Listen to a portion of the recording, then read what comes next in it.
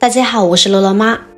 夏天荔枝买多了，一时间吃不完，教你这样保存荔枝，只需要加一步，荔枝好吃不上火，还能长时间保存哦。一起跟着视频了解一下吧。夏至了，荔枝也正逢热销期，荔枝皮薄汁多，肉厚核小，吃起来清甜可口，补水又去暑，正应了俗话说的夏至10个荔，一年都无弊。不过荔枝和芒果、榴莲、龙眼一样，属于热带水果，吃多了都会上火，这也是很多人对荔枝又爱又恨的地方吧。俗话说得好，一把荔枝3把火，果然名不虚传呀。而且不光上火，还有一个困扰就是不易保存，一天又不敢吃太多，放2天呢就开始脱水变色，真的是特别矛盾。就算长时间放在冰箱里冷藏，也免不了呢会有荔枝变黑或者是腐烂，所以今天的这个视频就很有必要了解一下了。今天跟大家分享的方法呢，怎么吃都不上火，关键是清凉又香甜，老人孩子也可以放心吃，就是需要提前处理一下。荔枝皮处理完了以后，再把荔枝核去掉，这样吃的时候呢会很方便。去核的时候也要借助一根筷子，就这样轻轻的一搓，荔枝核就掉出来了，也不会破坏到荔枝果肉。荔枝不耐储藏，正如白居易说的，1日而色变，2日而香变，3日而味变，4、5日外，色香味尽去矣。采摘下来的荔枝呼吸作用极其强烈，果肉中的糖类物质呢被迅速消耗，很容易腐烂化水。如果荔枝买多了，不能一天就吃完，就会形成浪费。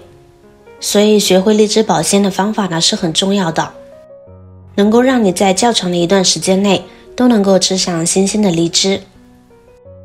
荔枝核去完，我们往里边加入少许的食盐，再加入多一些的清水没过荔枝，将其搅拌搅拌，浸泡10分钟，这样可以让荔枝吃起来不易上火。因为荔枝果肉呢用淡盐水浸泡时，盐水能帮助分解荔枝中的荔枝酸，这样酸性物质被分解后呢，既能让荔枝吃起来口感更加的清甜，还能防止体内酸性物质积聚过多而上火。另外，盐水也有杀菌的作用，能让荔枝肉呢吃起来更加安全健康。好了，时间差不多了，我们将荔枝淘洗，多换水清洗2遍，这样更加的干净，吃起来更加的放心。好了，完全清洗干净，我们将其控水捞出，放在大碗中备用。接下来我们准备几个罐子，主要用来装荔枝，保存荔枝用的。水开放入蒸锅中，利用高温对瓶子进行杀菌处理。这之前一定要将瓶子彻底的清洗干净，瓶子内不要有油水，还有注意不要用金属罐子或者是塑料罐子，用玻璃罐是最好的，其他罐子长时间内保存呢容易与之腐蚀变质。高温蒸至5分钟左右，然后关火放在一边，晾干罐子里面的水分备用。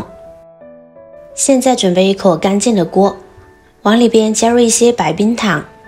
荔枝本身就很甜，所以在放入冰糖时，以个人的口味为主，尽量不要多放，以免吃起来太甜哦。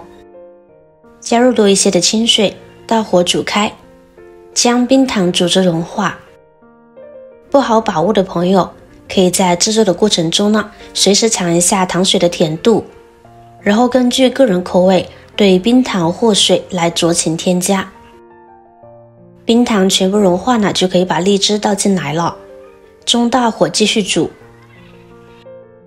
由于荔枝果肉柔软娇嫩，因此在糖水煮化后，只要荔枝煮起来漂浮在水面上，时间不要超过15分钟，就可以关火了。糖水的余温呢，还会让荔枝肉变得更加的软嫩的。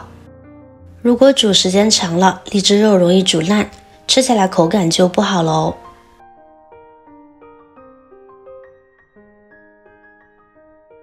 现在就可以装入罐子里边了，不用等它晾凉的。装罐的时候，记得瓶口要预留1-2厘米的位置，不要装得太满了。制作视频不易，您的每一个留言和每一个点赞、关注都是我前进的动力。如果觉得我的视频对您有帮助的话，请您给我点个赞吧，感谢您的支持。现在蒸锅中一边烧水，罐头装满了，我们再将其放入蒸锅中蒸一蒸，大火蒸15分钟。罐头盖子我们就轻轻地搭上来即可，不要拧紧了，否则高温蒸制瓶子容易发生炸裂。之所以要盖上盖子，是为了防止水蒸气滴落。蒸的时候记得全程都要保持大火，而且时间不要太短了。如果时间太短了的话，罐子里面的液体无法达到高温，这样后面我们密封的时候，那密封性就不会那么好了，保存时间就受到了影响。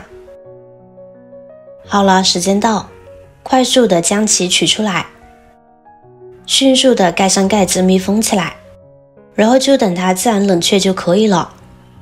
用这个方法的原理呢，就和我们在超市里面购买的罐头是一样的，真空保存。